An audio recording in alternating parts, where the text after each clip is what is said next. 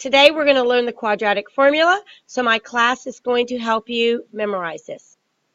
X is equal to negative b plus or minus square root b squared minus 4ac all over 2a. Thank you to my class for that rendition of the quadratic formula song. You need to memorize this. If the song helps, that's great. Play it again and again and again. But it's x equals negative b plus or minus square root b squared minus 4ac all over 2a. Now, the quadratic formula was actually derived by completing the square. So here's a very quick side-by-side comparison. On the left is how we would complete the square with numbers in place of the a, b, and the c, and you follow the steps down. And on the right is the standard form of a quadratic equation, ax squared plus bx plus c equals 0, where a cannot equal 0, and then doing the exact same steps. So I'm going to go through this kind of quickly. I don't expect that you have to be able to do this. I just want you to see where it came from. So, step number 1, we need to make sure that the leading coefficient is 1. So that means in this case we have to divide everything by 2. In this case we divide everything by a. So this is going to cancel out here and make a 1. This is going to cancel out here and make a 1. Okay? The next thing we have to do is get that constant term over on the other side. So we'll subtract 1/2 from both sides here. We'll subtract a c over a from both sides here.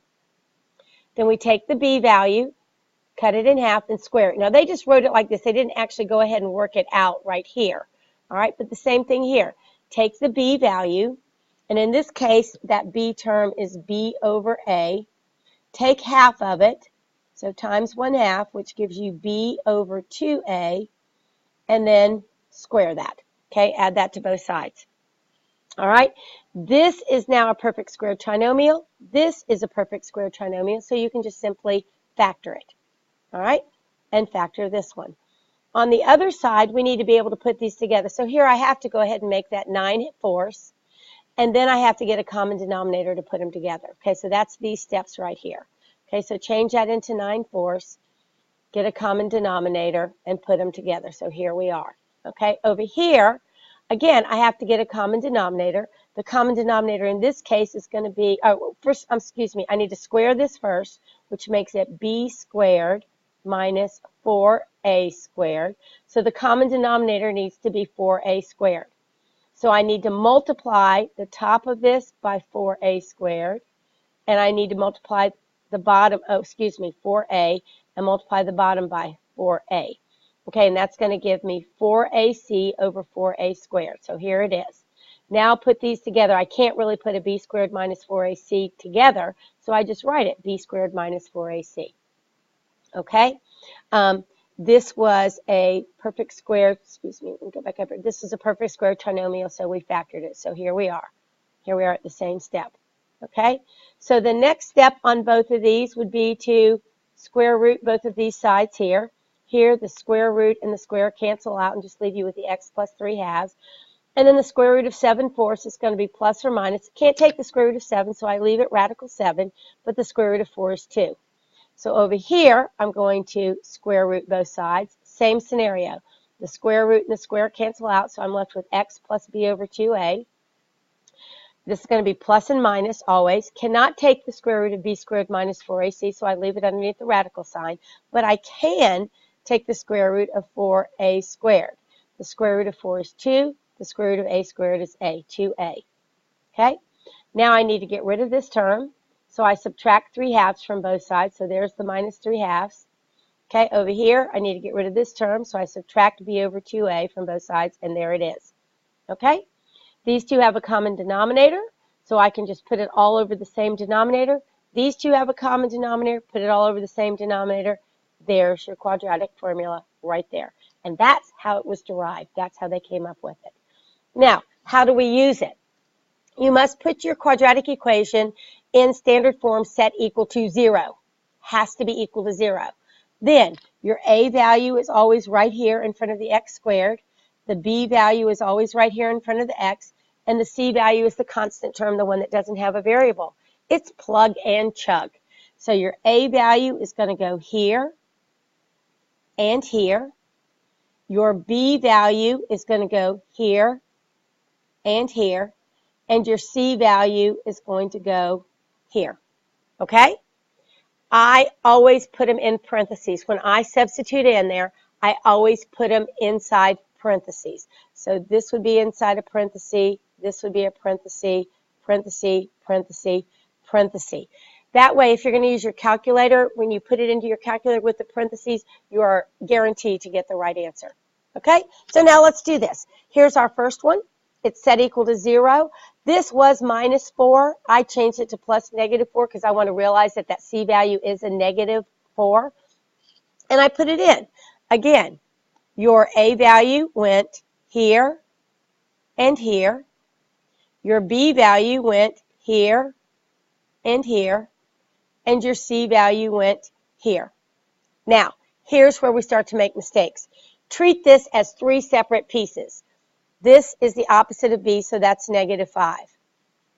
Plus and minus. This is 2 times 6, which is 12. Okay? Then, do all of this. Not the square root, but all of what's underneath the square root. So 5 squared is 25.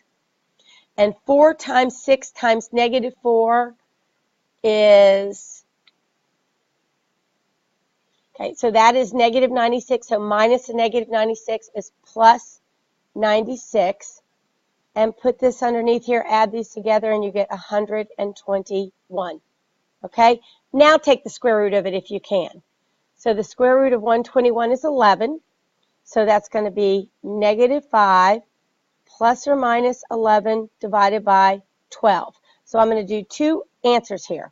Negative 5 plus 11 divided by 12. Negative 5 plus 11 is 6. 6 over 12 is 1/2. Okay? Second one's going to be negative 5 minus 11 over 12. That's going to give me negative 16 over 12, which is negative 4/3. And there's my 2 answers. Don't forget that you can, since this is already equal to 0, you can take this and graph this function and then just check to see if the x-intercepts are at 1/2 and negative 1 1/3. Okay? So pause the video and try these. All right, let's take a look at this first one. Okay? You have a choice here.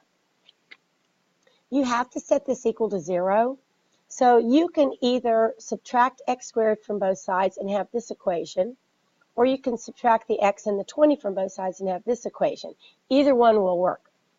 In both cases, the first thing you need to do is identify your A, B, and C values. That's done here in black. The next thing you do is substitute it into the quadratic formula. And you'll notice in both of those, when I substitute it in, I put it in parentheses. Then we work it out. So the opposite of negative 1 is 1. 2 times negative 1 is negative 2. And 1 squared is 1. Negative 4 times negative 1 times 20 is positive 80. That gives you an 81 underneath here. Same thing here. The opposite of negative 1 is 1. 2 times 1 is 2. Negative 1 squared is 1. And negative 4 times 1 times negative 20 is 80. That gives you an 81. Square root of 81 is 9. So now do it individually. Negative 1 plus 9 is 8. Divided by negative 2 is negative 4. Negative 1 minus 9 is negative 10. Divided by negative 2 is 5. For the second one, 9 plus 1 is 10. Divided by 2 is 5. 1 minus 9 is negative 8 divided by 2, negative 4, same answer. If you were to graph these, if you were to graph this one, you would have a parabola that opened down. If you graph this one, you would have a parabola that opened up, but they will touch the x-axis in the exact 2 same points. Okay, now let's try the second one. Same process here, identify your A, B, and C, plug it in, work it out. You'll notice that that's a 37 underneath the radical sign, which is not a perfect square. So we're going to approximate it to the nearest tenth. And then negative 3 plus 6.1 divided by 2 is approximately 1.6. Negative 3 minus 6.1 divided by 2 is approximately negative 4.6. Okay? Last thing we're going to talk about is the discriminant. Now, the discriminant tells us how many solutions we should be looking for. The discriminant is the part of the quadratic formula underneath the square root sign. And there it is right there. Okay? So we're going to take that and we're going to put it down here. into each one of these, and we're going to, oops, I need to grab another one. Oops, oops, oops. I need to grab another one here. Bring him down. Okay, we're going to talk about it. Now, let's think about this. Underneath a square root sign, if you have a positive number underneath a square root sign, so that means that that value is greater than 0, how many answers should you be getting? 2. 2 answers. All right? If you have a square root sign and you have a 0 underneath there, square root of 0 is 0, and you can plus 0, minus 0, doesn't really make any difference. You're only going to get 1 answer. All right? If you have a square root sign and you're trying to take the square root of a negative, what happens? You can't do it. So there is no answer or no solution. And that's what the discriminant does. So with these guys, very quickly, if all I'm asking you is how many solutions will there be, all you have to do is the discriminant part, the part underneath the square root sign. All right, so let's do these quick. You can see how quickly this works. B squared minus 4AC. This is 4 minus 24 is negative 20. No solution. Negative answer. This one is 16 minus 16. 0. 1 answer. This is 81 minus 16, which is 65.